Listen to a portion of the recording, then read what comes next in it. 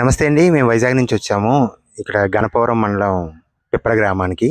ఇక్కడ అమ్మవారిని ముగ్గురు అమ్మలు ఉన్నారు. అమ్మవారిని దర్శనం చేసుకోవడానికి. ఆ ముగ్గురు అమ్మలు మహాలక్ష్మమ్మ, మహంకాళమ్మ, బంగారు పాపమ్మ. ఈ గుడి గురించి, ఈ గుడికి సంబంధించిన విషయాల గురించి మనం తెలుసుకుందాం. ఇక్కడ ఉన్న వారిని కనుక్కొని ఒకసారి తెలుసుకుందాం. నా పేరు నా పేరు పిల్లి రామకృష్ణ అండి. పిప్పర మహాలక్ష్మమ్మ, మహంకాళమ్మ, బంగారు పాపమ్మ అమ్మవారిని మేము చూసుకుంటూ ఉంటామండి. వంశపరంగా వచ్చిన మా మా సంస్థానం కాబట్టి అండి. ఇది ప్రస్తుతానికి 5వ తరం నడుస్తుందండి. ఈ అమ్మవారిని మేమే చూసుకుంటూ నవవిద్యాల శాఖకారులు గట్ట అన్నీ చూసుకుంటూ పెట్టుకుంటూ కూడా అమ్మవారిని మేమే చూసుకుంటూ ఉన్నాం.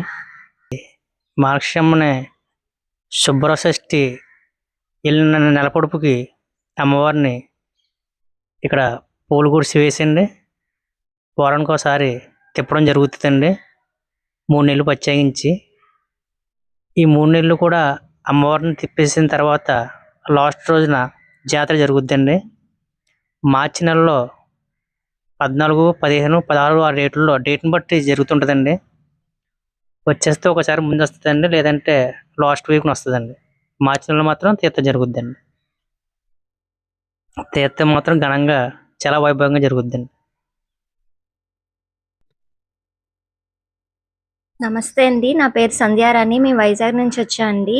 మా నాన్నగారు పుట్టి పెరిగిన ఈ ఊరు పిప్పర. అయితే నాన్నగారు ఆరోగ్యం బాగున్నంతసేపు ఈ ఊరు వచ్చారు, చూసుకున్నారు. తర్వాత రాలేదు. నాకు అమ్మవారి గుళ్ళు కోసం కూడా అంతగా తెలీదు. అయితే మా గురువు గారు ఉన్నారు, ఆయన పేరు నాగాభట్ల ఫణిశర్మ గారు.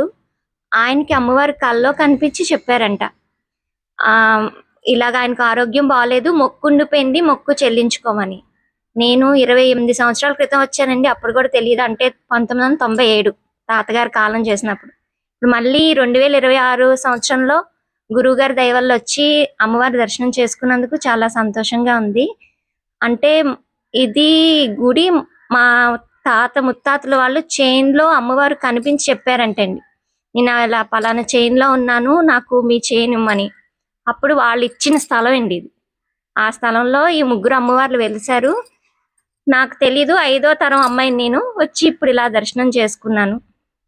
నమస్తే అండి.